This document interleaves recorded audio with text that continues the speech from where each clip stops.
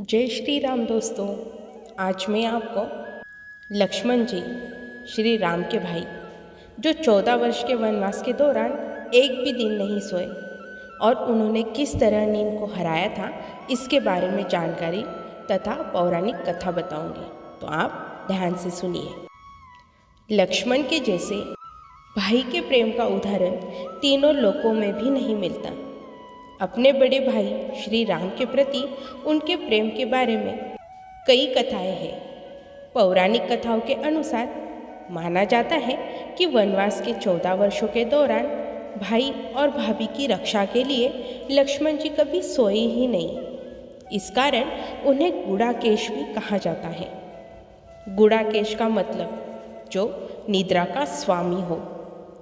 अपनी इसी खासियत की वजह से लक्ष्मण लंका युद्ध में रावण के बड़े पुत्र और बेहद पराक्रमी योद्धा और अति बलशाली मेघनाद का वध करने में सफल रहे थे। लक्ष्मण ने अपने बाण से मेघनाद का सिर धड़ से अलग कर दिया था। मेघनाद को मिला था वरदान।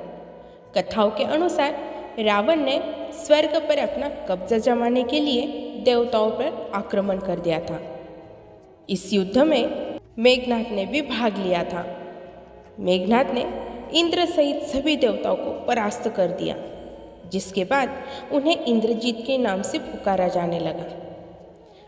युद्ध जीतने के बाद मेघनाद जब लंका जाने लगे तो उन्होंने इंद्र को अपने साथ ले लिया। ब्रह्मा जी ने मेघनाद से कहा कि अगर वो इंद्र को मुक्त कर देंगे तो वह उन्हें एक वरदान देंगे। ब्रह्मा जी ने मेघनाद का अमर होने का वरदान तो ठुकरा दिया, लेकिन उन्हें एक आशीर्वाद दिया कि पृथ्वी पर केवल एक ही व्यक्ति उसका वध कर सकता है और जो 14 सालों तक सोया न हो। क्या कहा ऋषि अगस्त्य ने? एक बार ऋषि अगस्त्य ने कहा था कि मेघनाद को खुद भगवान श्री राम भी नहीं मार सकते थे, उन्हें तो केवल लक्ष्मण ही मार सकते थे। कथाओं के अनुसार एक बार ऋषि अगस्त्य अयोध्या आए तो लंका युद्ध पर चर्चा होने लगी।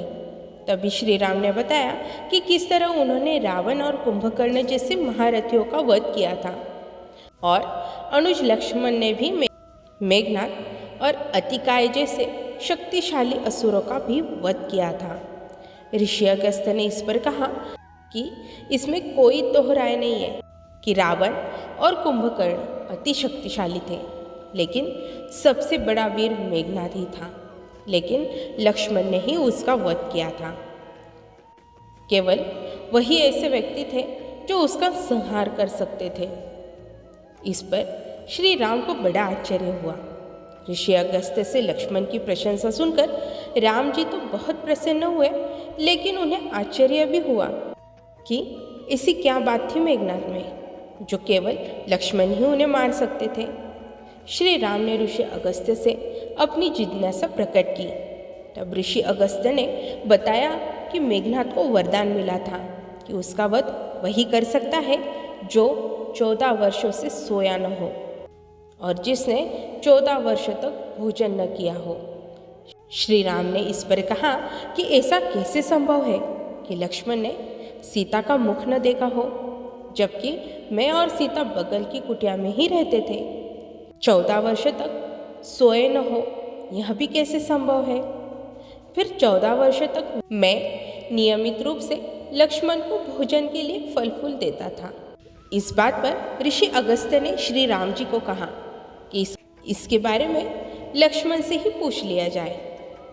इस पर लक्ष्मण जी ने बताया कि मैंने कभी माता सीता जी के चरणों के ऊपर देखा ही नहीं, इसीलिए मैं उनके आभूषणों को भी पहचान नहीं सका था। लक्ष्मण ने कहा कि जब आप मुझे फल फूल देते थे और कहते थे कि लक्ष्मण फल रख लो, आपने कभी खाने को नहीं कहा, फिर मैं आपकी आज्ञा के बिना कैसे खा सकता था? 14 वर्षों तक नहीं सोने के बारे में लक्ष्मण ने कहा कि आप और सीता माता एक कुटिया में सोते थे और मैं बाहर धनुष पर बाण चढ़ाए आपकी रक्षा में खड़ा रहता था। निद्रा देवी ने दिया था वरदान।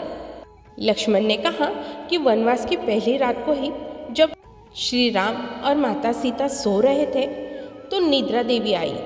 लक्ष्मण ने निद्रा देवी से प्रार्थना की कि उन्हें ऐसा वरदान दे कि पूरे वनवास के दौरान उन्हें नींद ही नहीं आए, ताकि वह अपने प्रिय भाई और भाभी की रक्षा कर सके। निद्रा देवी प्रसन्न होकर बोली कि अगर कोई तुम्हारे बदले 14 सालों तक सोए तो यह वरदान तुम्हें प्राप्त हो सकता है। इसके बाद लक्ष्मण के आग्रह पर निद्रा देवी लक्ष्मण की पत्नी और सीता की बहन उर्मिला के पास पहुंच गई। उर्मिला ने लक्ष्मण के बदले पूरे वनवास के दौरान सोना स्वीकार कर लिया और वह 14 वर्षों तक सोती रही। लक्ष्मण ने श्री राम से कहा कि मैंने गुरु विश्वामित्र से अतिरिक्त विद्या का ज्ञान लिया था। इसके जरिए कोई भी व्यक्ति बिना अन्न ग्रहण किए जीवित रह सकता था। लक्ष्मण ने कहा कि उसी विद्या से मैंने अपनी भूख नियंत्रित की। यह सुनकर प्रभु श्री राम ने लक्ष्मण को गले से लगा लिया। तो सारे मिलके बोलो, जय श्री राम।